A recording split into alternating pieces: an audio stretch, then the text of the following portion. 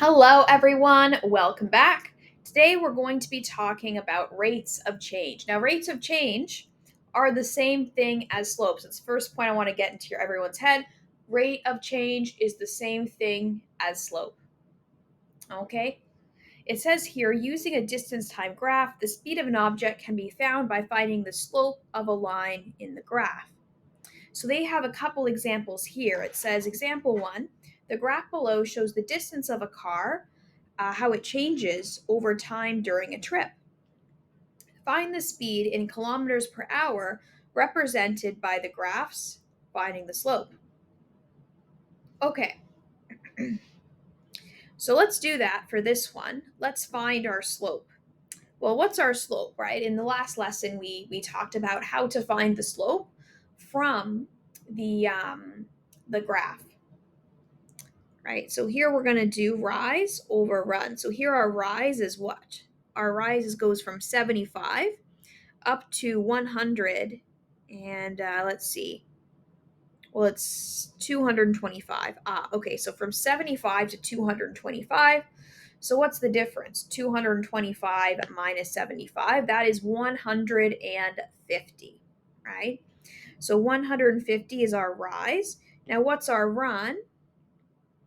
Our run goes from 1 to 3, so our run would be 2. So that means the answer is 75. So that means it's 75 kilometers per hour. And that seems pretty reasonable on a lot of highways and things like that. A lot of cars would do that, right? Would go about 75 kilometers an hour. So that seems perfectly good. So yeah, so our slope, actually we already said the answer, it's 75 kilometers per hour. What about this one here? Here they have time of day, which is, same as hours, right? Because if it's 9 o'clock and then we get to 10 o'clock, and that means 1 hour's passed. So in that sense, they're the same versus distance in kilometers. So same thing here. Let's choose 2 points. So here's the first point. And where's the second point that's perfectly on the graph? I think this one is. All right, so what's our rise? We're going from 10 up to 60, so our rise is 50 over our run, which is from 9 to 12. That's 3 hours. That's a 3-hour time span.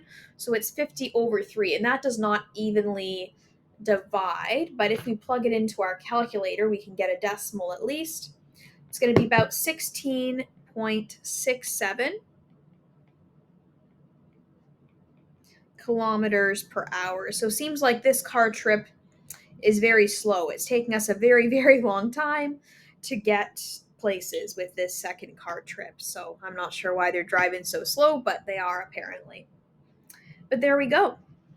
There we go. So this represents a rate of change when we do this, right? Similar to how in the previous unit we talked about rates of change, it's the same kind of thing, except this time it's being represented by a line and we hadn't introduced the linear equations just yet at that point. Okay, let's do some more examples. Here it says Jimmy took 15 minutes to drive 35 kilometers to attend a soccer tournament. What was Jimmy's speed for the trip in kilometers per hour? Well, if it's 35 kilometers for 15 minutes, we want to find out how many it is in the hour. So I'm going to multiply these by 4 because there's 4 15-minute periods in an hour, right? We're trying to get 15 minutes up to 60 minutes because 60 minutes is the same as 1 hour. So what's 35 times 4? That's 140.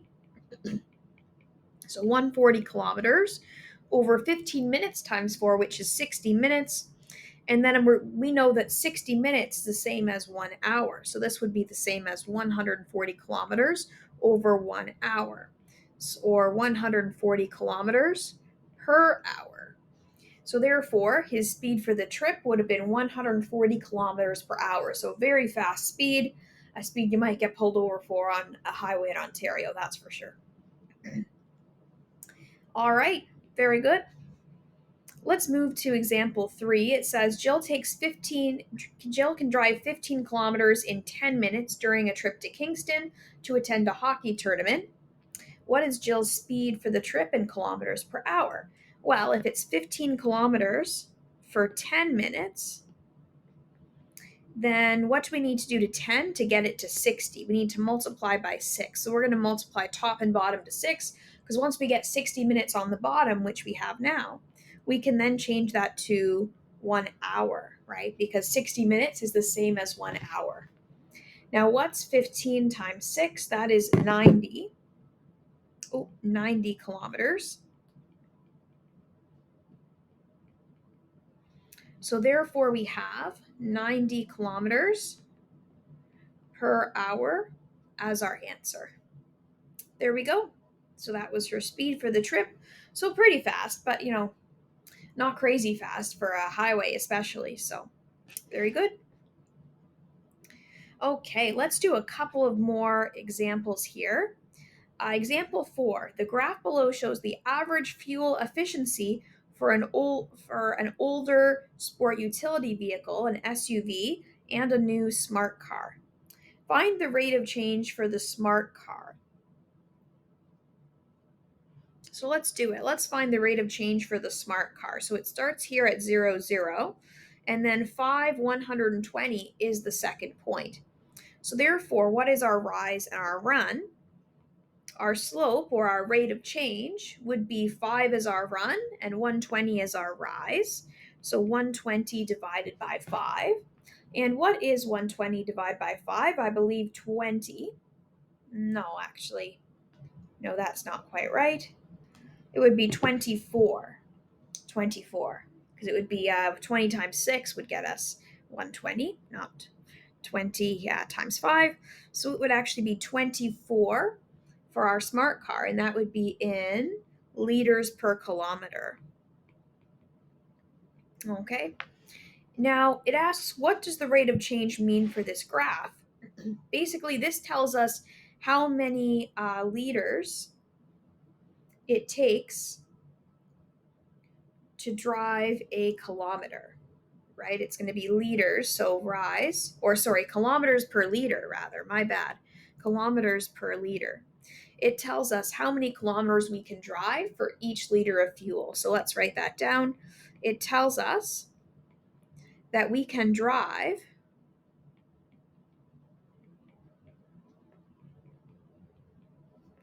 24 kilometers for every liter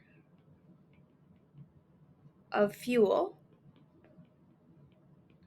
that we have, right? So if we have 1 liter left, that means we can drive 24 kilometers before we've got to fill up the tank. Probably we want to fill up a little before then, actually, to be honest, but that's technically how far it would get us, right? Or let's say we have 3 liters of fuel, and that means 24 times 3 is 72. 72 kilometers is how much range we have left in our car before we're going to run out of gas.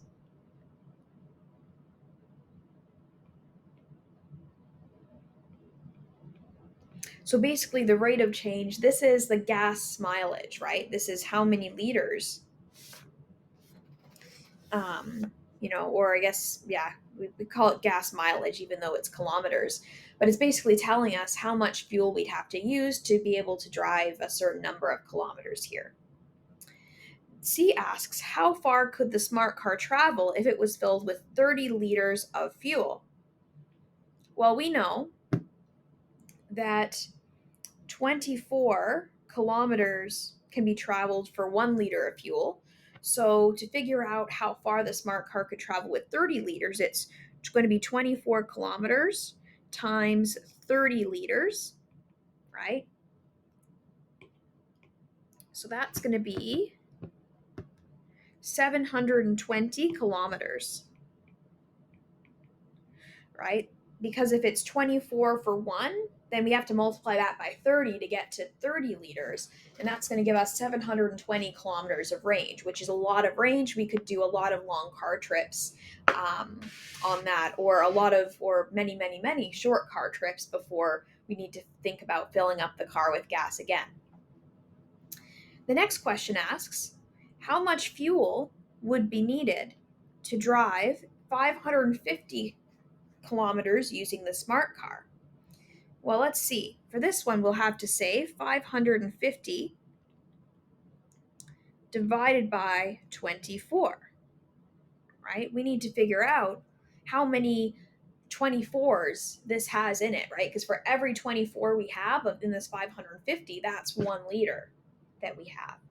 So 550 divided by 24 gives us 22.917 approximately. So therefore, we would need 22.917 approximately liters of fuel to be able to drive 550 kilometers using the smart car. Good. Okay, let's do another question similar to this one. Example 5 says, Jocelyn's earnings are recorded on the graph below. Find the rate of change for the graph. So basically, it looks like she earns commission as opposed to an hourly rate. So depending on how many ads she sells, she gets paid a certain amount of money. So our first one is 0, which means if she doesn't sell any ads, she doesn't make any money, which makes sense. And then looks like actually this next point is the next one, although we can use this one here, that's fine. Looks like for every 10 ads she sells, she makes $100. Okay, so our slope would be rise, which is 10, which is 100, over run, which is 10, which is going to be 10, right? 10 ads, $10 per ad.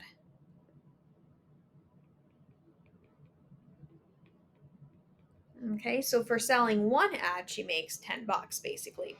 And that's what the rate of change means. The rate of change means